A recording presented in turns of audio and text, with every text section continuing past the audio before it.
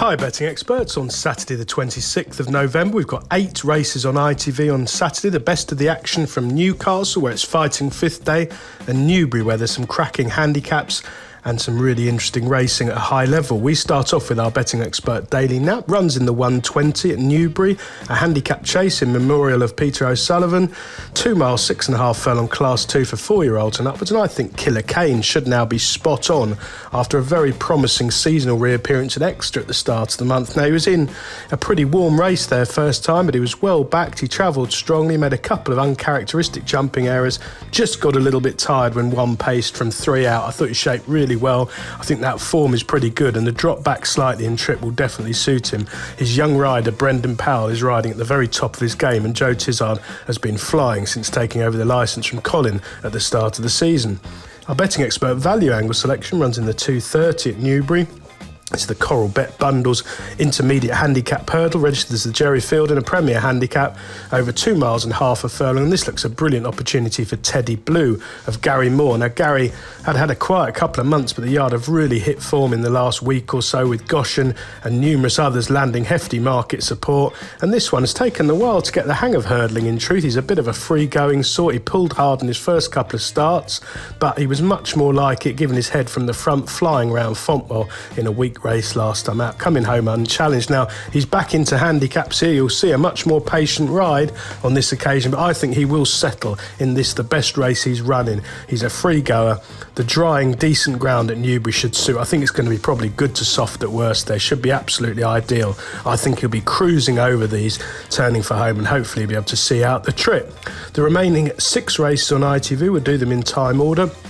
Over to Newcastle for their 135. They've been watering at Newcastle during the week, trying to make sure Henderson runs Constitution Hill, which is another talking point for another day. But this 135, a small field for a novice's handicap chase over 2 miles 7.5 furlongs. Well, big difference, is pretty exposed. He's a 9-year-old, but he's been running really well. And I thought it was a cracking effort behind Top of the Cotswolds last time at Ludlow, never quite landing a blow under a patient ride. He seems sure to give his running again.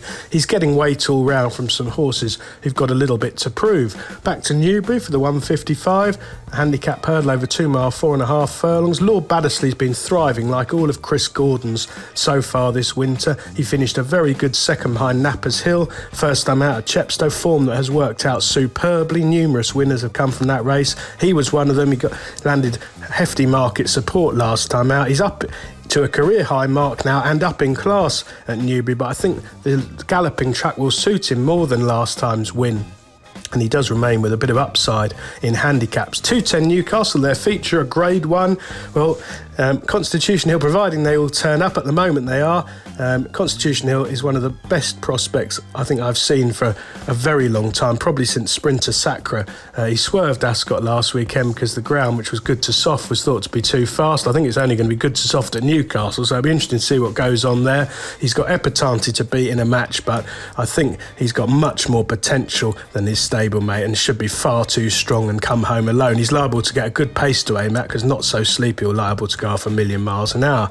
Back to Newbury, the 305, a cracking handicap chase, the Coral Gold Cup over 3 mile 2. Well, Our Power, like so many of Sam Thomas's, is absolutely thriving this winter. He impressed me when making a winning reappearance at Ascot last month. He's a sound jumper, a relentless galloper. I think Newbury will suit him more than Ascot, if anything. There's more to come. He has now got a career high mark to defy, but Sam Twiston-Davies is booked. I think he'll go really well. Newcastle, the 325, the rehearsal, nearly 3 miles. Well, Dingo Dollar stays extreme distances.